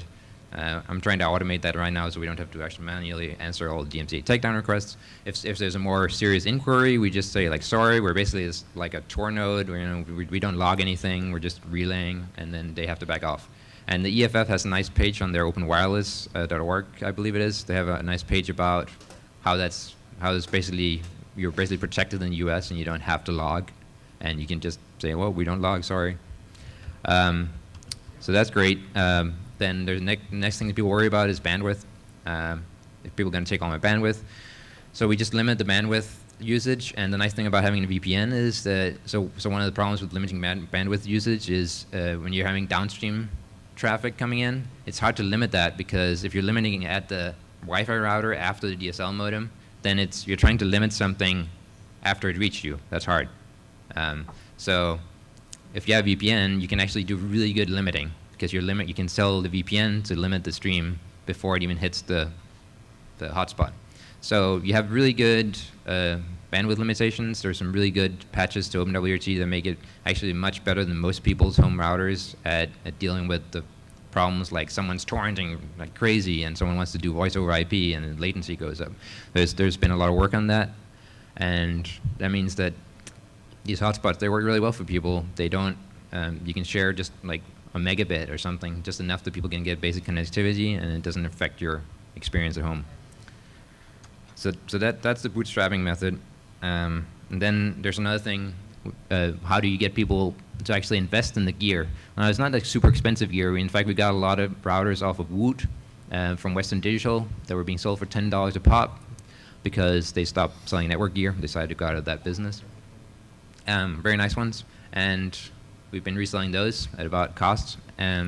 So that's not a big investment, but going forward, it might become more expensive, especially there's some problems with the FCC trying to lock down some of the stuff. So we're having to go out and buy more expensive stuff, and we might have to, for a while, we might have to use some different gear. So anyway, how do you get people to do the initial investment? Well, people upgrade their Wi-Fi equipment all the time. A lot of people have shitty Wi-Fi at home, or they're dissatisfied with the coverage or something like that.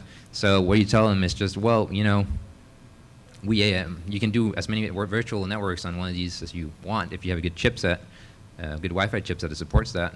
So we just added a private Wi-Fi SSID where you set your WPA2 password and it works exactly like a normal router. It just works in parallel with all the mesh stuff. So when people ask us, hey, what new router should I get? Well, you get ours. You don't have to use the mesh stuff. It's just there. You can choose not to share your internet. So that kind of negates the cost of the initial investment because you needed a Wi-Fi router anyway. Then the next problem is that Wi-Fi meshes suck. Like people have this conception that meshes are really bad because the traditional notion of a mesh network is that they operate on one channel. And that means that every time you get a message, everyone around you has to shut up while you're receiving the message or the packet. And then when you want to send out the packet to the next one, to the next node, everyone has to shut up while you're sending the packet to the next node. That means that you actually, every node you add in the network, you're degrading the bandwidth and the latency gets worse. So yeah, mesh networks suck. But that's because you're using one channel, and that's terrible. You should never do a mesh network with one channel. You should do a mesh network with multiple channels on different frequencies. And we have these things called dual band routers now. So we just decided from straight off the bat that we're never going to give anyone a mesh router that doesn't have at least 2 channels on different frequencies. And then in addition to that, we made it really easy for people to add on single channel radio nodes. And they're these nice off-the-shelf pieces of equipment from Ubiquiti and Microtic and different companies like this that are very inexpensive, down to like $50 for a directional high-speed node. So we made a system whereby you can buy these, flash them with our firmware. You don't even need to configure them. You just flash the same firmware on all of them. When you then hook them in with an Ethernet cable to your basic home node, they just get kind of slave to the home node and act as extender nodes. They act as extra antennas. So you get 2 antennas to begin with, but you can add more.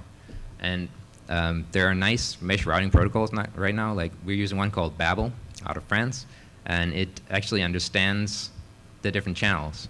So if it is receiving something on one channel, and it can see the node that it needs to forward to on multiple channels, it'll pick the one that it's not receiving on. So it's intelligent. The latency goes down. The latency is the speed that you can forward with, based on the hardware. There's no inherent problem with waiting for the channel to clear up. Of course, it's still difficult to get the links up and get people's houses connected. We've been doing stuff like getting these telescoping aluminum flagpoles from Harbor Freight that go up 25 feet. They're like $60. You strap them to someone's like fence or something, and then you strap a node to them and you telescope them up, and then suddenly you have a better link. But yeah, basically those are the things that we're doing to make mesh networks more viable.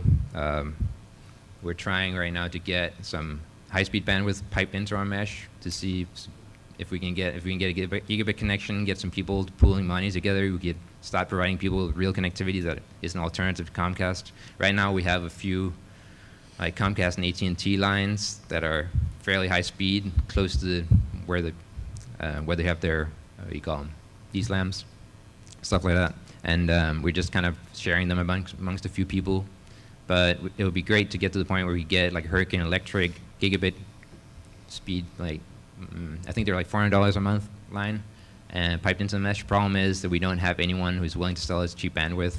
You think in the Bay Area that wouldn't be a problem near where we are. So if anyone knows how to do that, they had hookups to where we could get affordable bandwidth from someone who's not evil, or at least less evil, that'd be great. Yeah, maybe I'm out of time.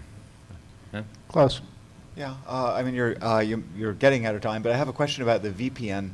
So, commercial VPN concentrators are pretty expensive hardware items. And I was going to ask what you're using if you had a cheaper software solution, but it sounds like you don't actually have that much bandwidth. So you might just be using a server-side solution. But I was curious about the VPN concentrator. Yeah, so our solution is that right now we don't have that many users, so we're using just a single dedicated server and we're also using a very thin VPN protocol because we don't care about security really, or authentication at least, and we don't care about encryption because people should be making their own end-to-end encryption. So we just have a link that anyone can, it's a VPN endpoint using the L2TP protocol, which is built into the kernel, so it's really, really efficient. So the people in Slovenia, which have also now Croatia hooked up, and I think a few hundred nodes, haven't run into a problem. They're using one single dedicated server. So at some point we will, but then we're just going to add more servers. So it's all software. Okay, I guess that makes sense. But I think if you were to get to a couple gigabits, you'd probably need a more sophisticated solution. And at that point, we'd probably just have more servers with more VPNs, because there's no reason to have a single VPN. Actually, it's a single point of failure right now that you want to avoid. Right. Yeah, of course. So I guess the other thing I was curious about, I think it's the same, other side of the same question, is you were really talking about quality of service earlier when we talked about like VoIP priority over BitTorrent, and where does that occur? Well, we're not really doing quality of service at this point. There's some stuff, there's a patch set that was implemented, that was integrated into OpenWRT a while back, that are called, they're referred to as the buffer bloat patches, and they don't really, so not quality of service. What it does is it basically makes some different decisions in the IP stack of the kernel about how communication should happen and what priorities should be, because it used to be that decisions were always made based on you shouldn't drop packets. Dropping packets is bad, and maybe that used to be the case, but nowadays we have a lot of people care more about the fact that a lot of the higher level protocols take care of the packet drop, and people care more about latency. So if you just decide that when your buffers are completely saturated because someone's torrenting and someone else has a connection, then it's time to start dropping packets, then it turns out it actually really improves the latency for the voice over IP connection without making any choices about what kind of traffic you're dealing with. Okay, so you're not doing payload inspection though. You're just looking at headers and ports and stuff like that. Yeah, It's actually just a change in it's like a little change in how the packet, what do you call it? I am not read up well enough on exactly how it works. You should check out the buffer bloat patches. I'm sure you can find them. Basically, someone forked OpenWRT to run a series of research experiments on how to not make Wi-Fi and internet connectivity suck. And then once they had the solution, they ported it back over, and we just took their patches and enabled the feature. So it's like for us, there was no thinking, and we tested it out, and it works really well. But basically, what it does is it shortens the buffers and drops packets much harder than usually. Do you, just a totally unrelated policy question, do you do any kind of, I don't know, port blocking or packet inspection or anything at all as far as filtering? Currently, we do nothing of that sort. SMTP port 25, we should probably block, but hasn't been a problem. Okay, thanks. Thanks. Okay. Other questions? Great. Well, that's it for open microphone. Thanks everybody who stayed until 2 in the morning.